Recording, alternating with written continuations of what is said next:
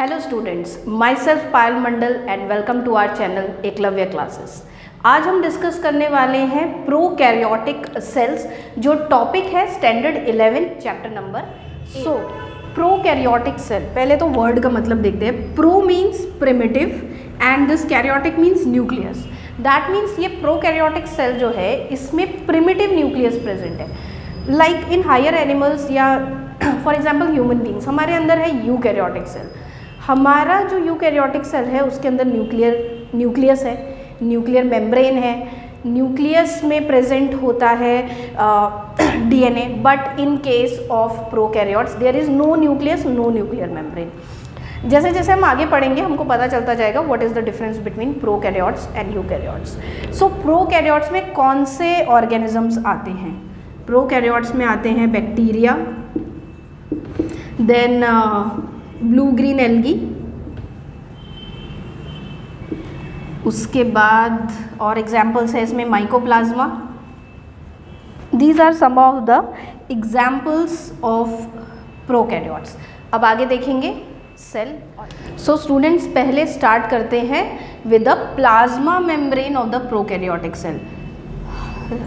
जैसे कि आपने 9th में पढ़ा होगा, हर सेल का जो कवरिंग होता है that is called as plasma membrane. वैसे ही प्रोकैरियोटिक सेल का भी कवरिंग है, जैसे प्लाज्मा मेम्ब्रेन और you can say the cell membrane.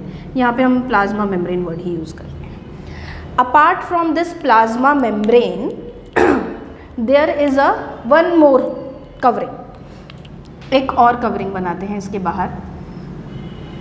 मैंने थोड़ा अलग कलर यहाँ पे यूज़ किया है। What is this?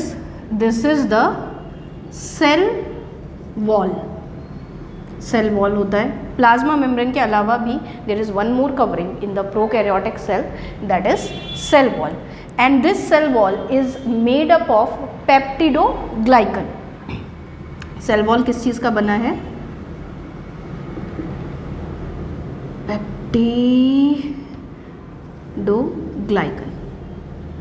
पेप्टिडोग्लाइकन का बना है। Peptidoglycan that means protein and carbohydrate. Apart from this cell wall, किसी किसी बैक्टीरिया में एक और बाहर का एनवलप होता है। वो क्या होता है देखते हैं। So in some bacterias apart from plasma membrane and cell wall एक और एक्स्ट्रा लेयर प्रेजेंट हो सकता है, that is called as glycocalyx. सब में नहीं होता, किसी किसी बैक्टीरिया में होता है। अब अगर ये ग्लाइकोकैलेक्स हार्ड है, ठीक है, अगर हार्ड लेयर प्रेजेंट है then it is called as capsule.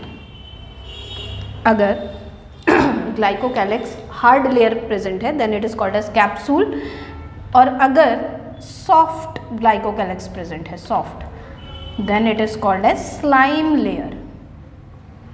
उसको हम बोलते हैं slime layer. That's it for the cell envelope. Cell envelope की अगर बात करेंगे प्रोकैरियोटिक सेल में तो ये तीन चीज़ें आती हैं: plasma membrane, cell wall which is made up of peptidoglycan, and glycocalyx which is present in some bacterias. They can be of two types, capsule and slime layer. Hard है तो capsule बोलेंगे और अगर सॉफ्ट लेयर है तो slime layer बोलेंगे। अब देखते हैं नेक्स्ट, अंदर का जो पूरा area that is called as cytoplasm. Cytoplasm में क्या क्या चीज़ें प्रेजेंट होती है? सबसे पहले तो genetic. So in the prokaryotic cell double stranded DNA present होता है, double stranded circular DNA. This small ds is for double stranded circular DNA. वो जेनेटिक मटेरियल है, लेकिन ये जो जेनेटिक मटेरियल है ये साइटोप्लाज्म में ही प्रेजेंट है। ये किसी न्यूक्लियर मेम्ब्रेन के अंदर नहीं प्रेजेंट, इसीलिए प्रिमिटिव न्यूक्लियस जो वर्ड है वो यूज़ किया जाता है। यहाँ पे double stranded DNA genetic material के अलावा भी डीएनए प्रेजेंट होता है साइटोप्लाज्म में, इस तरीके से राउंड राउंड डीएनएस, ठीक है, ऐसे करके स्मॉल राउंड डीएनएस, जिन्हें कहा जाता है प्लाज्मिड। इन्हें कहा जाता है प्लाज्मिड। कुछ बैक्टीरियाज होते हैं जिनमें प्लाज्मिड प्रेजेंट होता है, कुछ में प्लाज्मिड नहीं भी प्रेजेंट होता। जिनमें प्लाज्मिड प्रेजेंट होता है उन्हें कहा जाता है positive strain. They are called as positive strain bacterias, और जिनमें नहीं होता है प्लाज्मिड, बिल्कुल एब्सेंट है, they are called as negative strain bacterias. Plasmid ठीक है, वो जेनेटिक मटेरियल तो नहीं है, बट उसके अंदर there are several genes are present. कौन कौन से जीन्स प्रेजेंट होते हैं प्लाज्मिड में? लेट्स सी, यहाँ पे फिलहाल यहाँ पे लिख रही हूँ। पहला तो होता है F gene, then one more is there R gene.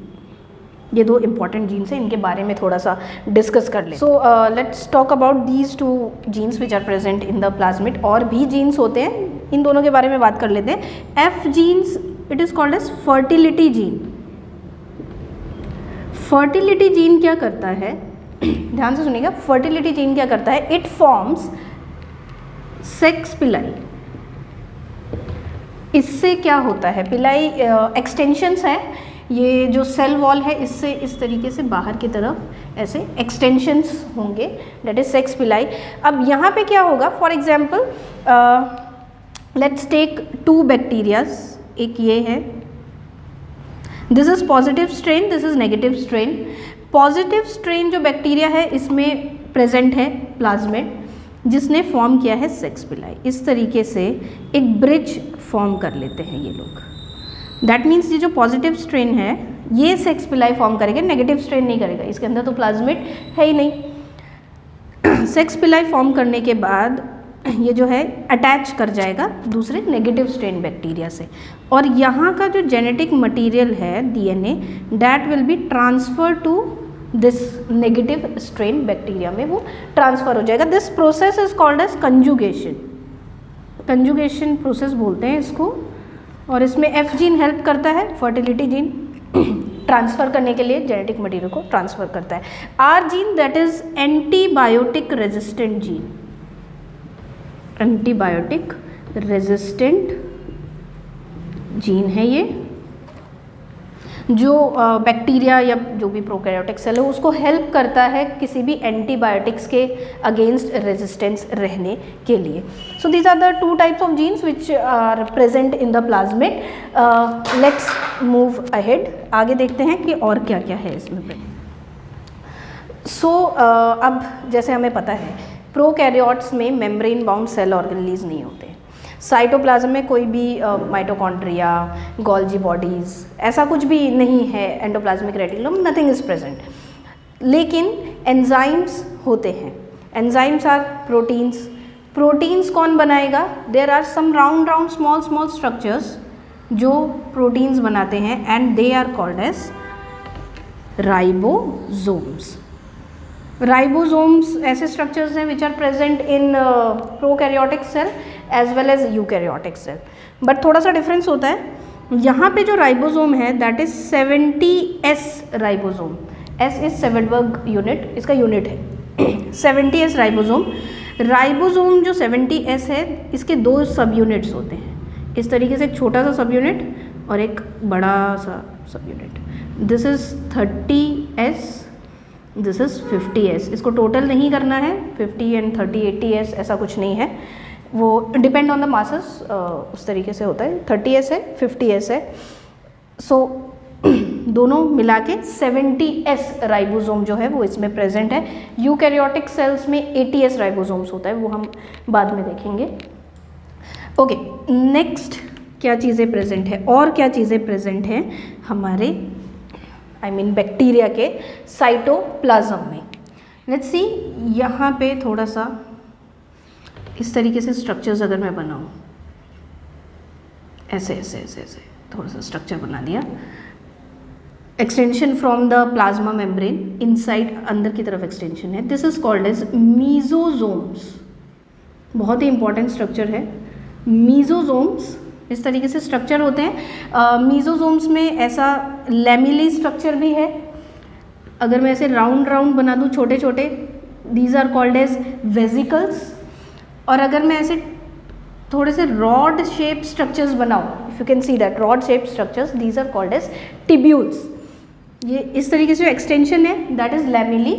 Round जो स्ट्रक्चर्स बनाए हैं वेजिकल्स, एंड ये जो रॉड शेप स्ट्रक्चर है that is called as tubules. तो इस तरीके से रहता है मीजोजोम्स। उसके बहुत ही इंपॉर्टेंट फंक्शंस हैं। Let's see the functions of mesosomes. So students, before we start with mesosomes एक बहुत ही इंपॉर्टेंट चीज़ रह गया था when we were talking about the double stranded DNA genetic material. अब न्यूक्लियस या न्यूक्लियर मेम्ब्रेन तो नहीं प्रेजेंट, बट जिस एरिया में ये प्रेजेंट है ना, फॉर एग्जांपल मैं ये एरिया थोड़ा डॉटेड कर देती हूँ, साइटोप्लाज्म के जिस एरिया में ये प्रेजेंट है दैट एरिया, उसको कुछ नाम दे सकते हैं, at least that area is called as nucleoid. Nucleoid, ये थोड़ा याद रखना है। The area in the cytoplasm where the double stranded genetic material of bacteria और we can say prokaryotic cell is present, that is called as nucleoid. Let's go for the mesosomes. Mesosome के बहुत ही important functions हैं। First is it prepare the enzymes for the respiration. Respiration के लिए कोई special structure नहीं है। Eukaryotic cell में माइटोकॉन्ड्रिया होता है जहाँ पे रेस्पिरेशन का पूरा प्रोसेस चलता है। यहाँ पे माइटोकॉन्ड्रिया है ही नहीं, तो रेस्पिरेशन कौन करेगा?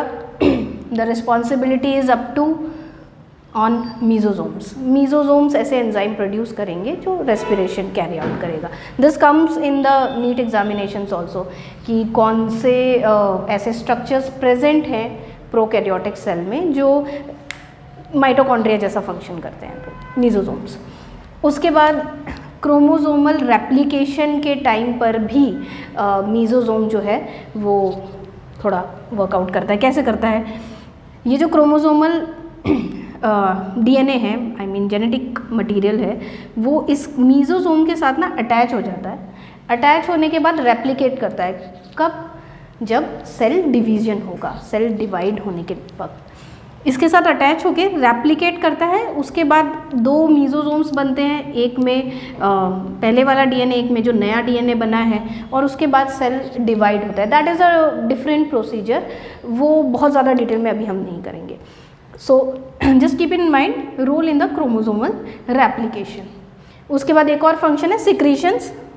काफ़ी सारे एंजाइम्स प्रोटीन्स सिक्रीट करता है। So these are the 3 functions of mesosomes. इसके अलावा और भी चीज़ें प्रेजेंट है साइटोप्लाज्म में। यहाँ पे देखिए, bacterias they store the food को स्टोर करता है in the form of granules. अब कैसे?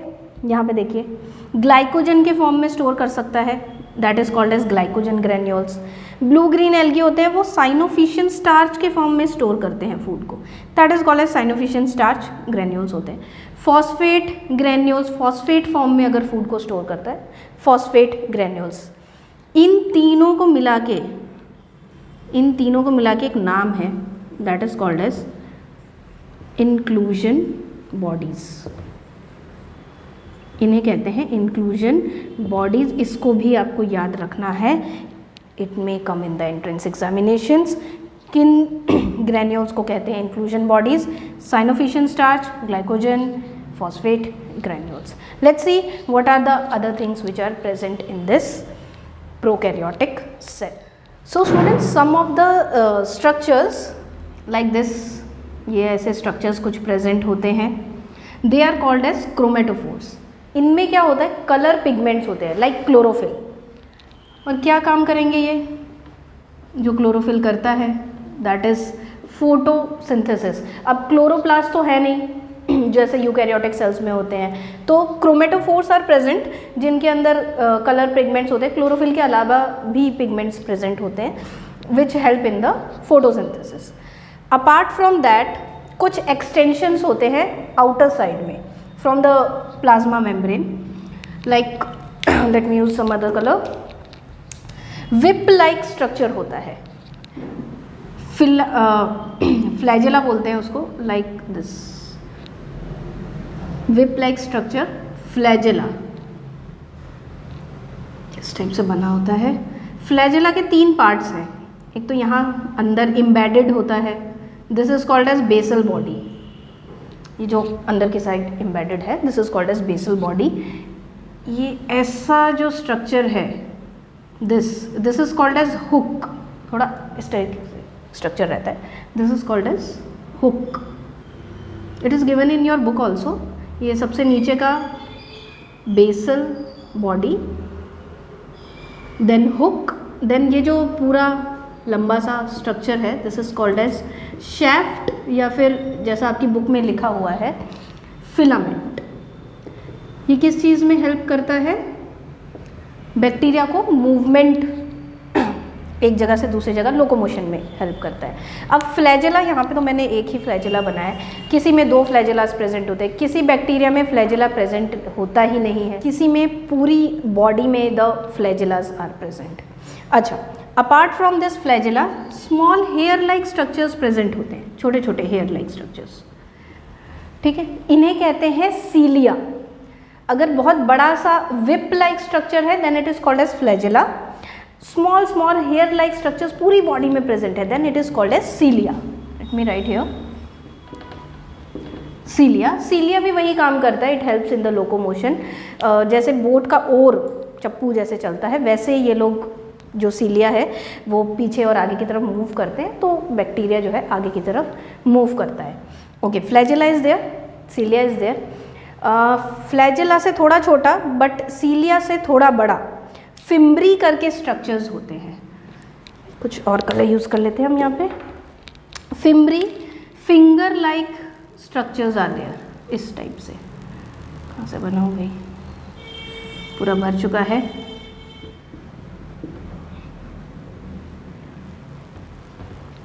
PRIEAE, fimbriae.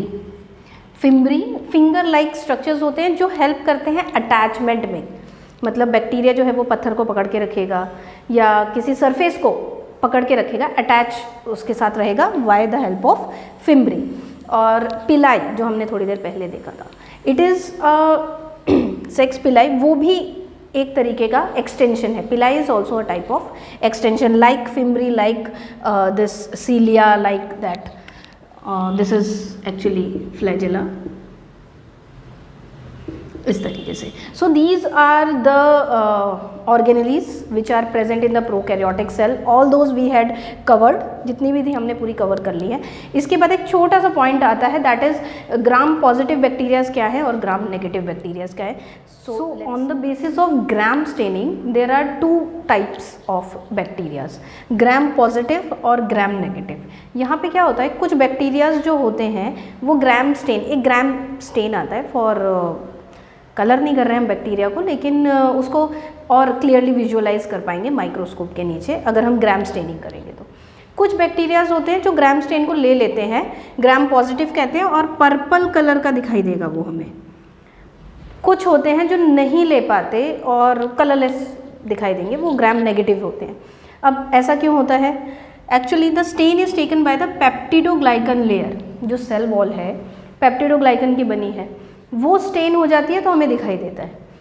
कुछ बैक्टीरियाज में एक एक्स्ट्रा कवरिंग होता है सेल वॉल के बाहर, दैट इज़ लाइपोप्रोटीन की लेयर है, जिसकी वजह से स्टेन जो है वो नहीं पहुंच पाता पेप्टिडोग्लाइकन तक और स्टेन नहीं होता, और इस वजह से वो कलरलेस बैक्टीरियाज हमें दिखाई देते हैं। So that's why they are gram negative bacterias, उनको ग्राम नेगेटिव कहते हैं। So this was there in the prokaryotic cell. In the next video we will cover eukaryotic cells, and please go through all the videos which are present in our channel. Do like, share and subscribe our channel. Thank you very much.